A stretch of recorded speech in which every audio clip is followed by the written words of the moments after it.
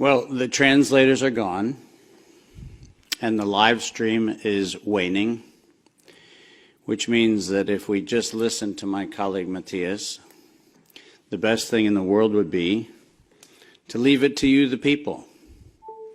Now it's up to you to share what clearly, based on the cavernous emptiness we see in all of these spaces, is only going to be heard if you share it. So it feels very appropriate that I should be the one with the quietest voice. But let's let that lion roar, shall we? I'm done talking about COVID, and I'm done talking about SARS-CoV-2, and I'm done for a very simple reason. For 110 years, we, the people of the world, have been lied to. We're a group, a very small number of criminal, industrial conspirators decided to subordinate the entirety of the human population for the purpose of their sinister plans to enrich themselves while impoverishing and killing the rest of humanity. And I'm done being polite. We've long passed polite. When the words acceptable death rate become part of an industrial norm, we have lost the plot of humanity. And that's not my words. Those were the words of the World Health Organization and of Pfizer and of Moderna when they were given the authorization to begin the process of killing human beings in the interest of advancing their goals. Next slide. And I'm also not going to sugarcoat this. This is a criminal cartel. We are acting as though there's some sort of redeemable quality somewhere in some esoteric layer that somehow or another the World Health Organization must have some salutatory benefit. Well, I'm going to tell you, since its formation in the 1940s, the World Health Organization has been nothing more than a criminal cartel that has a sole and singular intent. And I will show you the document that proves what I'm saying. This is not an allegation. This is actually provable by their own words in their own hand. And they use a four-step process to execute every one of their nefarious plans. They begin by planning an exercise, then they go to the business of funding that exercise, then they create the rationale for the thing that they're going to do, and then they deploy and profit from it. And in violation of 15 U.S. Code Section 19, which for those of you listening, coincidentally started with the Clayton Act in the same year that the World Health Organization in the United States, 1913, the same year the World Health Organization's progenitors also started. So I find it fascinating that we passed the Clayton Act in 1913 and we set in motion 110 years ago the criminal conspiracy which we now call the World Health Organization. 110 years later.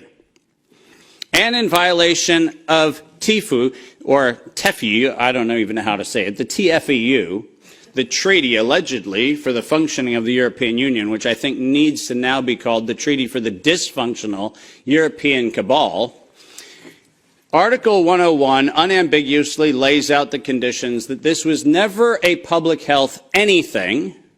It was racketeering for the purpose of instilling terror to adapt the behavior of a population. Period. That's what it was. That's what it always was. And we can come up with every theoretical argument we want to make about things, but the problem, even with the theory that we had an outbreak of something, is falsifiable for the data from Zurich that shows us that in the year of the death pandemic of the globe, life insurance companies paid $30 billion less in claims. Now, if there's a medical professional or a social professional or anybody else who wants to debate that we could develop a virus cunningly that could find out your bank account, your insurance policy statements, and whether you're paid up on your premiums, that's a big ask. It turns out that the data is unambiguous. We did not have a pandemic. We had genocide. And we need to call it what it is. Next slide. When I say we planned it, let's make sure we understand exactly the not-so-fine print of the fine print. And I want to call your attention first to the right-hand column of this slide. This is the 2011 data that the World Health Organization, the Wellcome Trust, PATH, and the Gates Foundation did on their wonderful worldwide program for a malaria vaccine for children under the age of 6 months of age. And in their clinical trial, it's helpful to point out that they murdered 66 children in the vaccine group and then cunningly used the term control for a control group in which they murdered 28 children. Now, the reason I said murdered and the reason why I use that term is because it's exactly what it was. Because it turns out that this control group was not a saline injection. It was not some sort of innocuous, innocent thing. It was actually a cocktail of other known pathogenic disease-carrying injections. The control group was known to kill people, and the experimental control group was actually theoretically maybe going to kill people. And what we did was we actually went ahead and murdered them all. And cunningly, under Article 5, Section 13, which I've put on this slide, I want you to understand why I said, at its formation in 1947, when the WHO was funded and founded, it was funded and founded by people intent to commit a crime because of their own language. Section 13 of Article 5 ends with the following statement: immunity from personal arrest or detention, blah, blah, blah, immunity from legal process of every kind. Now, if you didn't intend to commit a crime, why would you need to give yourself permanent and absolute immunity from every form of prosecution, and it's worse, even investigation for prosecution of every kind? People sit there and pretend, well, that's like diplomatic immunity. Do you realize this isn't even meeting the standard of diplomatic immunity? This is a criminal organization who set in motion their own law to protect themselves against crimes they knew they were going to commit. And when I say they knew they were going to commit, I mean they knew it. Because their first Director General, none other than Dr. René Sand, who happened to be in the hospitality of the Germans in Dachau in 1940 earlier, in 1947, mysteriously, with the largesse of the Rockefeller Foundation, was nominated to become the first Director General of the WHO. And within 5 short years, René Sand decided to authorize the real purpose of the WHO in writing by then Director General Dr. Brock Chisholm, who advocated for population control as its primary objective. Does that sound like public health to anyone in this room? This is not public health. This is the advancement of the same genocidal program that began with the Carnegie Foundation's funding of the eugenics office at Cold Spring Labs in the United States in 1913 under the philanthropy of Andrew Carnegie. People, stop fooling yourself. We debate the leaves on the tree of what we call this pandemic thing, but we're not going to the root. This was an organized crime, racketeering entity set up to give itself first absolute immunity and then execute its plans to make sure it controls who lives, who dies, and who gets any chance at life. And if you think that I am somehow inflating numbers, let me be unambiguous.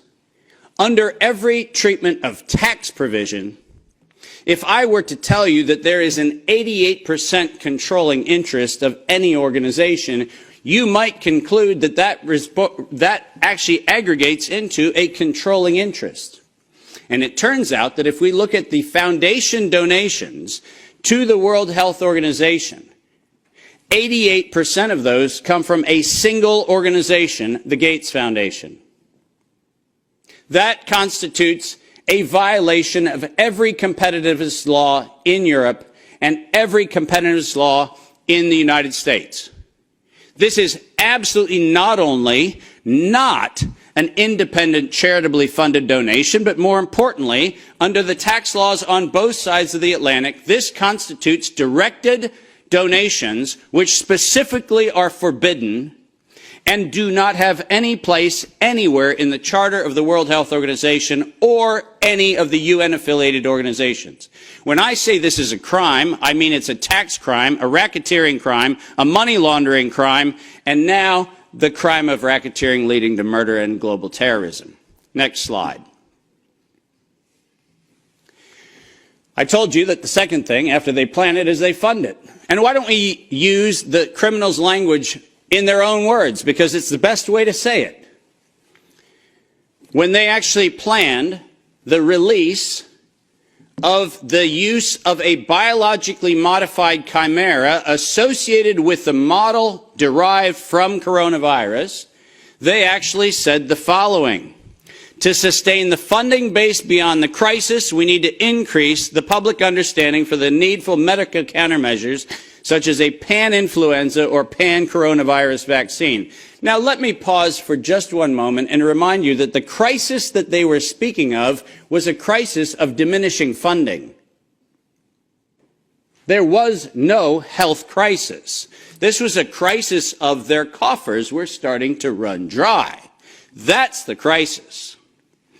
And let's read on. A key driver is the media, and the economics will follow the hype.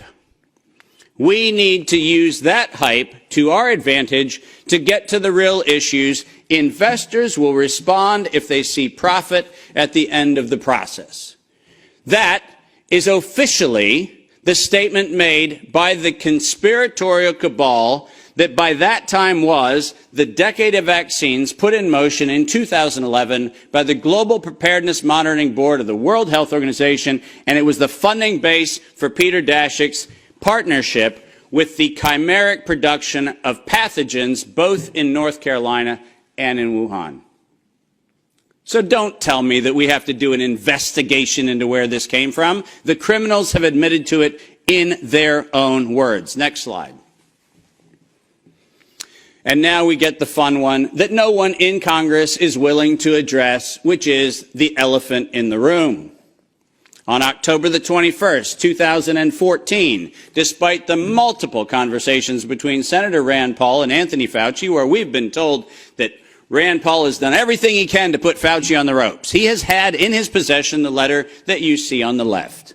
And it is the letter, conveniently on NIAID letterhead, sent to the University of North Carolina, Chapel Hill, which unambiguously states that during the gain-of-function moratorium, which, by the way, if we use the word moratorium, feels like that means you're supposed to stop. Why don't we go ahead and look at two pieces of this letter. First, the second bullet under Project 1, which, by the way, was not part of the original grant. This was to look at the novel functions of the virus pathogenesis in vivo. You know what that means? In living systems. The grant was supposed to be clinical simulations and models, but this grant was modified with this letter to say we were going to authorize gain-of-function research during the moratorium in living systems. And then we love the last paragraph of this letter, which conveniently says, as your grant is currently funded, this pause is voluntary. How many times have you met a voluntary moratorium? And the best part about it is that if we look at the very last line, or continue to conduct the applicable gain-of-function research until the end of the currently active budget period. But here comes the problem. You know who is supplying the budget? An indefinite term, unlimited amount contract from DARPA and from NIH. Isn't it convenient to have a perpetually funded project that needs to stop when the money runs out, when you find out that there is no point where the money runs out because there is no end to the thing that has no end? And lest you think that I'm making an allegation, which I'm not, I'm making an accusation. Let's be clear. And there's a big difference. I'm not alleging anything. They actually went to the trouble of telling us that it was going to be the Wuhan virus that was going to get us. As you see on the right-hand side of the screen, published in 2016, March 14th of 2016, the SARS-like Wuhan Institute of Virology Virus 1, and I quote, is poised for human emergence.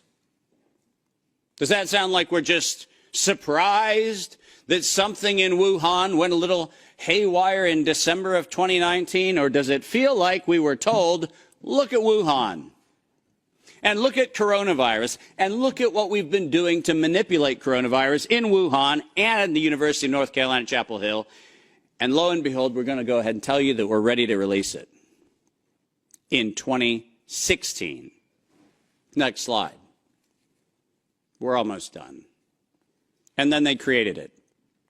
Now, all of you know that I am criticized globally for my use of the term biological warfare. I do that because I am credentialed to do that. I happen to be, for the United States government, in the early part of the 2000s and the latter part of the 90s, a person who was sent around the world to look at the proliferation of biological and chemical weapons. I'm acutely familiar with the definition of what a biological warfare agent is in the 18 U.S. Code, the criminal code of violations of biological and chemical weapons.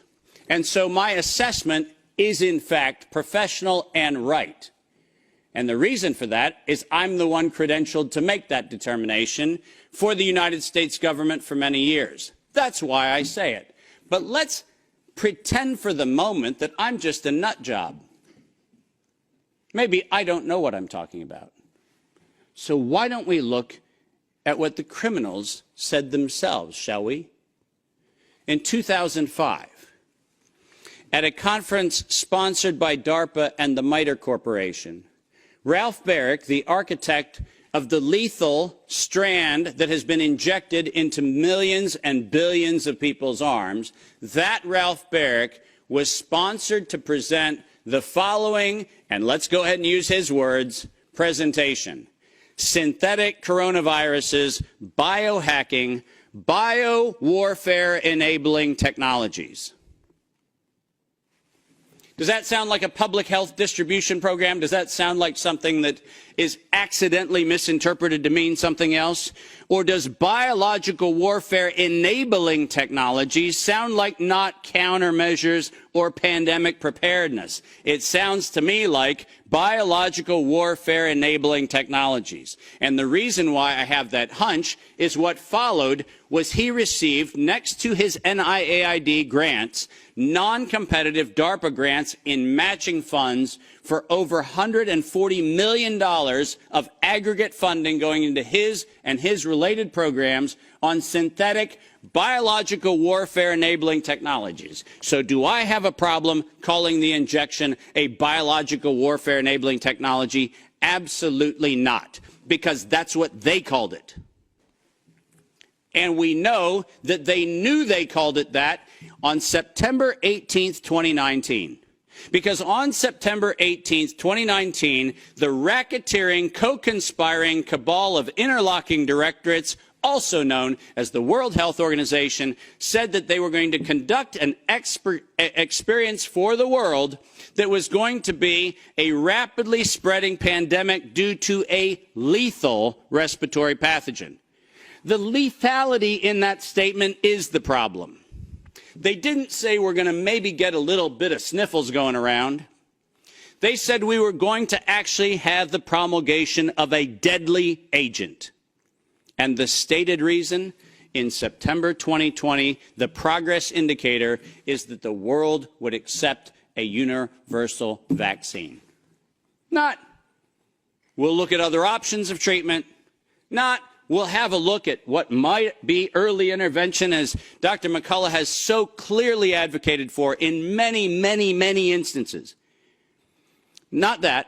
We stated on September 18th, 2019, we were intending to kill.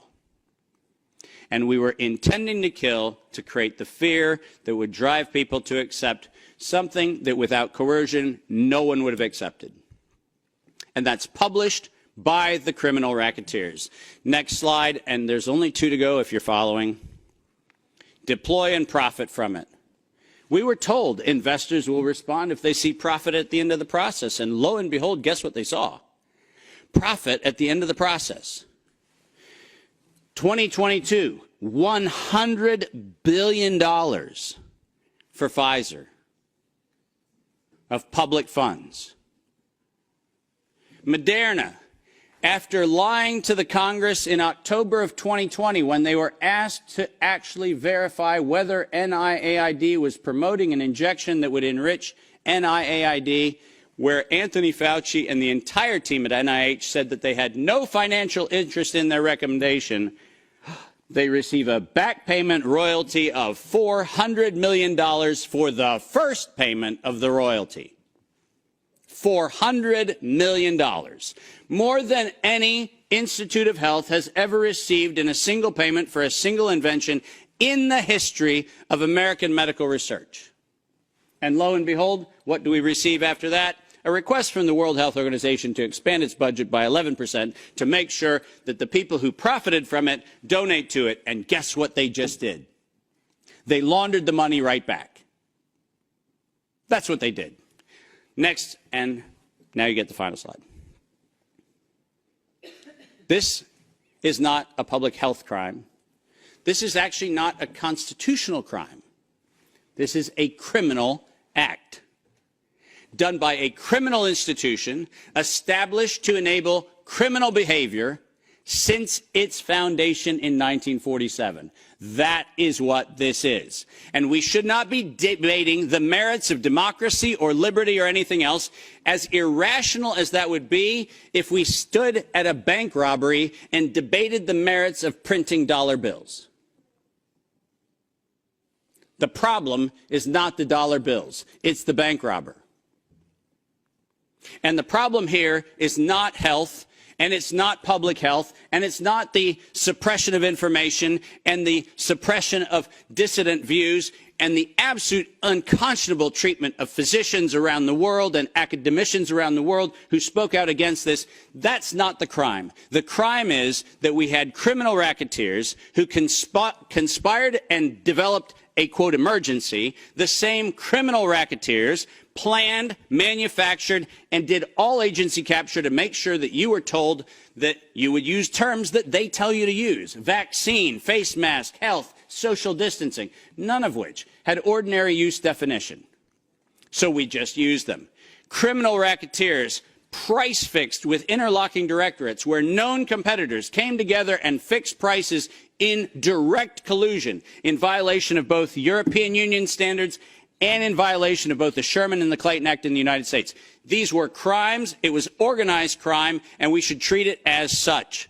Criminal racketeers publicly lied under oath, and this resulted in the death and destruction of liberty, and most importantly, the death and destruction of the integrity of well-meaning people who sit here today doing everything they can within their power to try to treat the calamities created by this catastrophe.